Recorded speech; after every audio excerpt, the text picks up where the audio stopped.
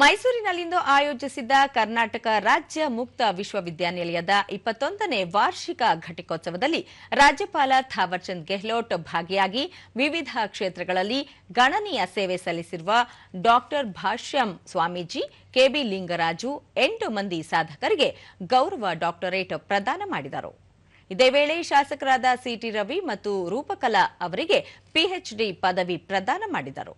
ಇದೇ ಸಂದರ್ಭದಲ್ಲಿ ವಿವಿಧ ಪದವಿಗಳಲ್ಲಿ ಅತಿ ಹೆಚ್ಚು ಅಂಕ ಗಳಿಸಿದ ವಿದ್ಯಾರ್ಥಿಗಳಿಗೆ ರಾಜ್ಯಪಾಲರು ಚಿನ್ನದ ಪದಕಗಳನ್ನು ವಿತರಿಸಿ ಶುಭ ಹಾರೈಸಿದರು.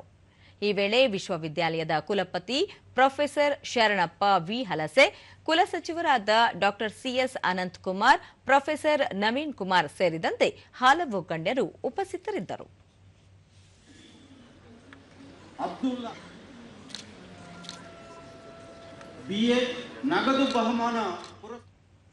ಬಳಿಕ ಥಾವರ್ಚಂದ್ ಗೆಹ್ಲೋಟ್ ವೇಗವಾಗಿ ಬದಲಾಗುತ್ತಿರುವ ಜಗತ್ತಿನಲ್ಲಿ ಕೌಶಲ್ಯಾಧಾರಿತ ಶಿಕ್ಷಣಕ್ಕೆ ಹೆಚ್ಚಿನ ಒತ್ತು ನೀಡುವ ಅಗತ್ಯವಿದೆ.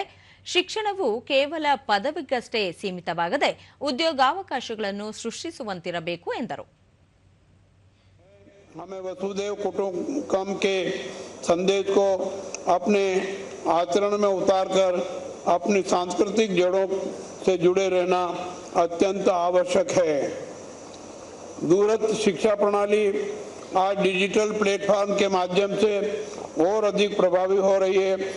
इस दिशा में वाइस चांसलर श्री हलसे जी एवं उनकी टीम द्वारा प्रशंसनीय कार्य किया जा रहा है.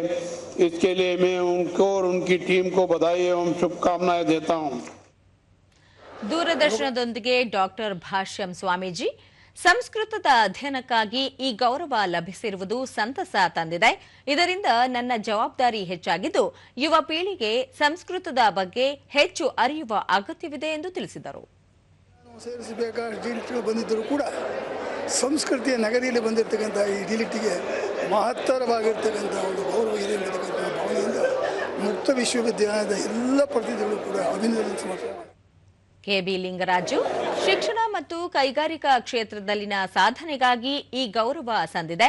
ವಿಕಸಿತ ಭಾರತ ಸಂಕಲ್ಪದಡಿ ಎಲ್ಲರೂ ಕಾರ್ಯನಿರ್ವಹಿಸಿದರೆ ಯಶಸ್ಸು ಸಾಧ್ಯ ಎಂದು ಅಭಿಪ್ರಾಯಪಟ್ಟರು.